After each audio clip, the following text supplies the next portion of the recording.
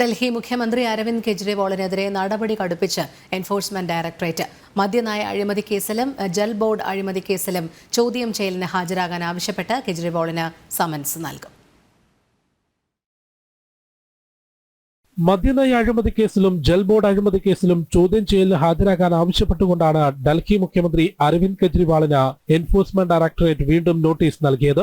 മദ്യനയ അഴിമതി കേസിൽ മാർച്ച് 21 ഹാജരാകണം. കേസിൽ കഴിഞ്ഞ 8 തവണ സമൻസ് നൽകിയിരുന്നുവെങ്കിലും വിവിധ കാരണങ്ങൾ ചൂണ്ടിക്കാട്ടി കെജ്രിവാൾ അന്വേഷണ ഏജൻസിക്ക് മുൻപിൽ ഹാജരായിട്ടില്ല.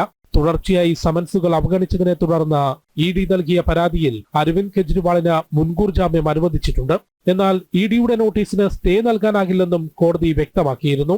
മദ്യനയ അഴിമതി കേസിൽ EDയും CBIയും ഇതിനോടകം കുറ്റപത്രം സമർപ്പിച്ചിട്ടുണ്ട്.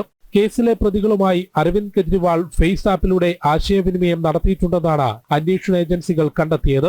ഡൽഹി മുൻ ഉപമുഖ്യമന്ത്രി മനീഷ് സിസോദിയ, BRS നേതാവ് കവിത, വ്യവസായി വിജയ് നായർ തുടങ്ങിയവരെ ഇതിനോടകം അറസ്റ്റ് ചെയ്തിട്ടുണ്ട്. സ്വകാര്യ മേഖലയ്ക്ക് മദ്യവിതരണം വിട്ടു നൽകിയതിലൂടെ ആം ആദ്മി നേതാക്കൾ 100 കോടിയോളം രൂപ കൈപ്പറ്റിയിട്ടുണ്ടെന്നാണ് കണ്ടെത്തിയത്.